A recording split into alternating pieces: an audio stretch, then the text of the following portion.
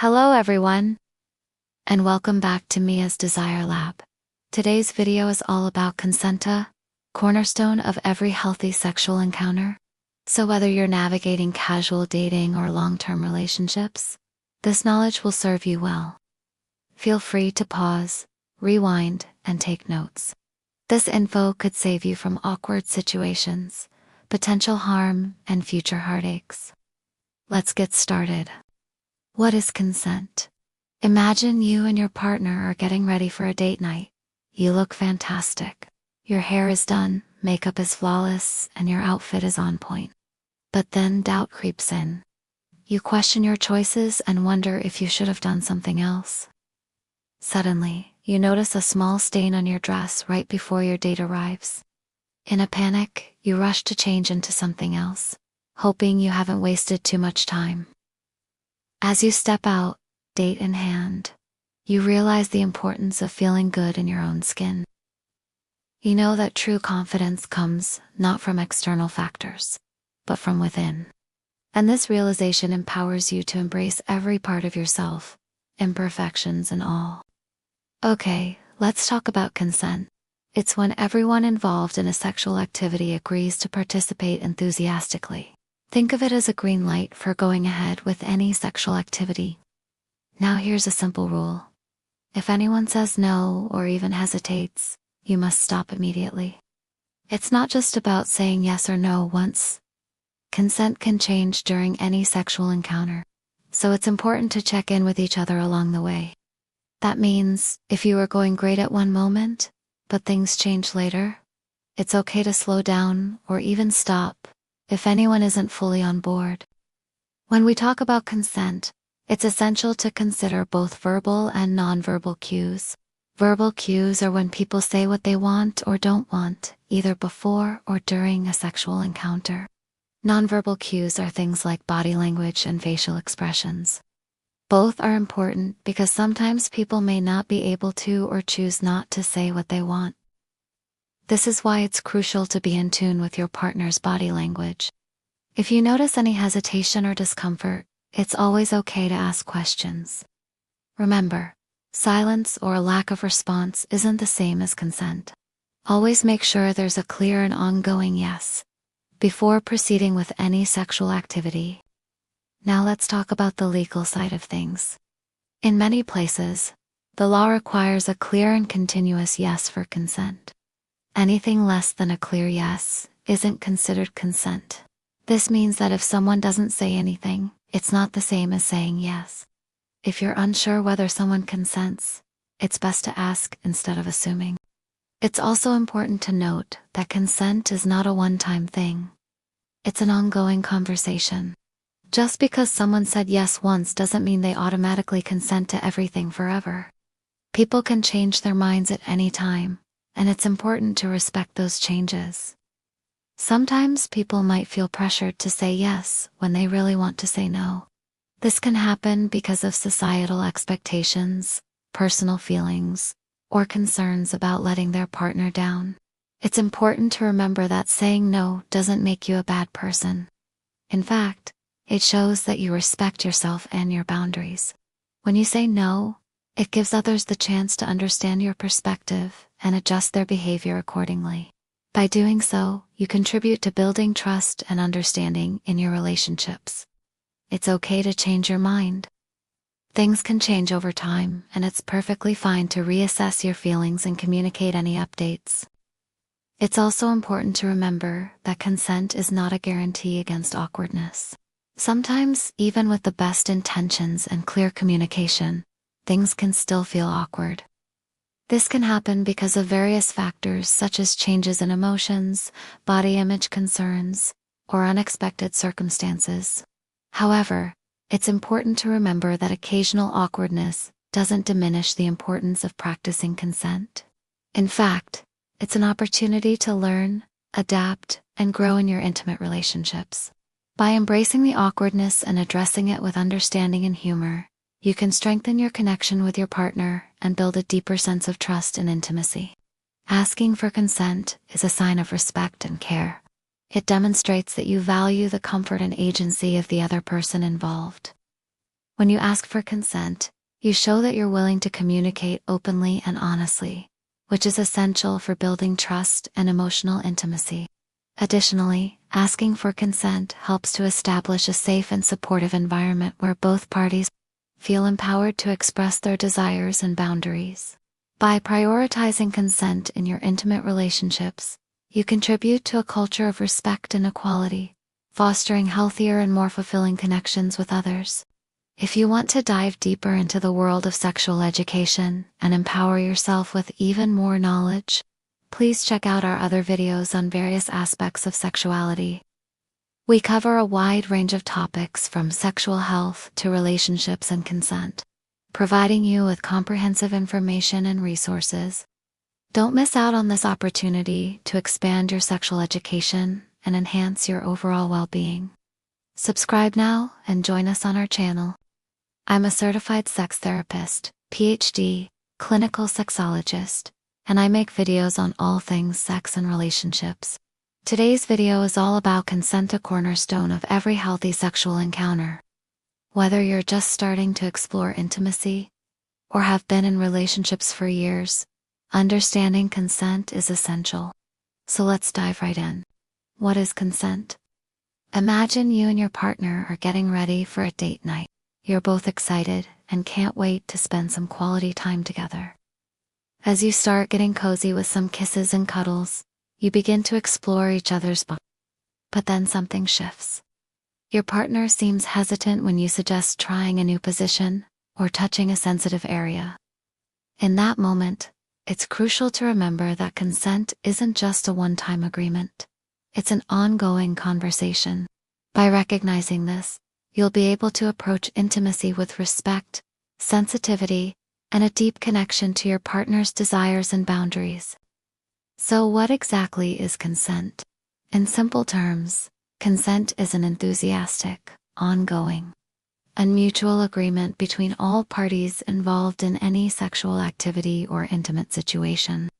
This means that everyone involved should feel comfortable and at ease with what's happening.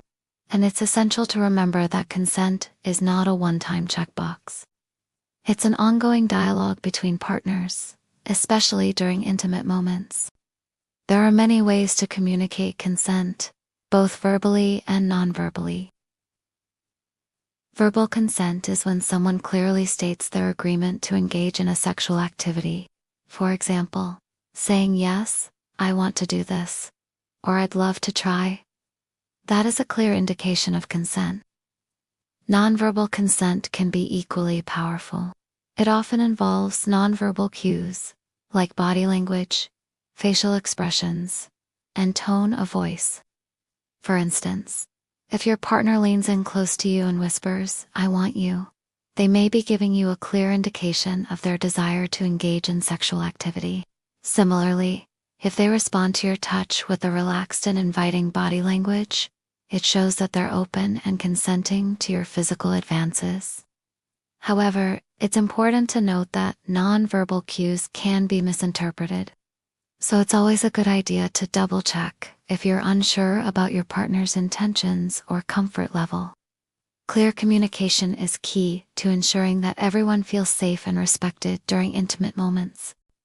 One way to ensure clear communication is by using specific phrases to express consent. For example, you could say, "I consent to," "I agree to," or "I'm okay with," followed by a description of the activity you're about to engage in. For example, "I consent to giving you a massage," or "I agree to kissing you on the neck." Using these phrases can help you and your partner feel more confident and secure in your interactions. They provide a structured way to communicate consent, reducing the chances of miscommunication or misunderstanding. However, it's equally important to recognize when your partner may not be consenting or may have questions about what you're about to do. If you notice that your partner hesitates, asks questions, or seems unsure about any aspect of the activity, it's important to pause and address their concerns. This could be a sign that they need further reassurance, clarification, or simply time to process their feelings. For example, if you're about to engage in a new sexual experience and your partner seems hesitant, ask them if they need more information or if there's anything that's making them uncomfortable. Taking the time to address these concerns will help build trust and ensure that both partners feel safe and respected. As you continue exploring intimacy with your partner, remember that consent is not a static agreement. It's an ongoing process that evolves as you both do. Be patient, respectful, and open in your communication, and you'll foster a deeper, more meaningful connection with your partner. Have you ever been in a situation where you weren't sure whether or not your partner consented to a certain sexual activity?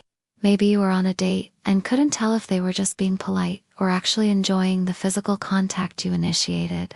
These situations can be tricky, but it's important to prioritize clear and enthusiastic consent in all your relationships. Here's a scenario to consider. Imagine you're on a date with someone you met online. Things are going well and you decide to take your date to a bar. At the bar, you buy them a drink and you both get comfortable chatting away the night. You notice that your date is flirting back and seems to be having a great time. As the night winds down, you start to walk your date home.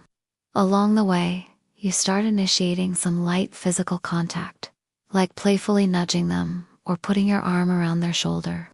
But you can't quite tell if they're enjoying it or if they're just being polite. You really like this person and don't want to make them feel uncomfortable. So what do? In this situation, it's important to pay attention to your date's verbal and nonverbal cues.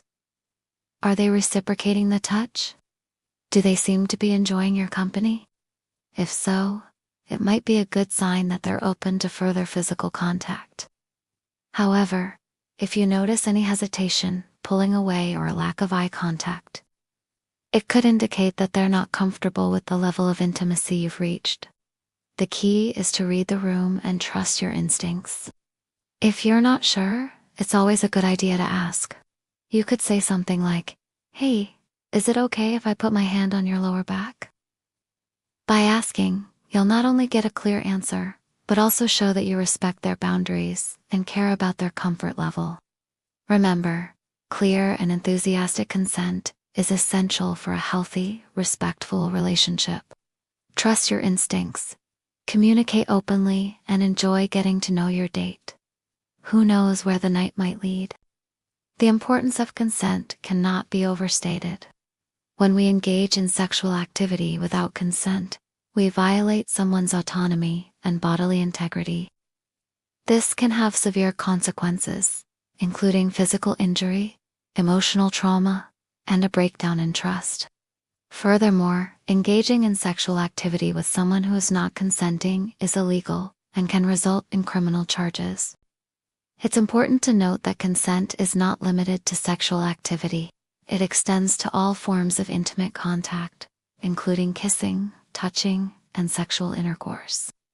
Additionally, consent is not a one-time event. It's an ongoing process that requires continuous communication and negotiation between partners.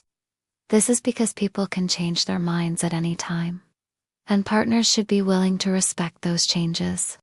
Moreover, consent should be given freely and without coercion or pressure. If someone feels pressured or forced to engage in sexual activity, it is not truly consensual. Similarly, consent cannot be given by someone who is intoxicated, unconscious, or otherwise unable to make a rational decision. In such cases, it is never okay to engage in sexual activity. Practicing clear and respectful consent is crucial for building trust and fostering healthy relationships. By prioritizing consent, we create a safe and enjoyable environment for ourselves and our partners, allowing us to explore intimacy with confidence and respect. Thanks for joining me today. Remember, consent is key to healthy and respectful relationships.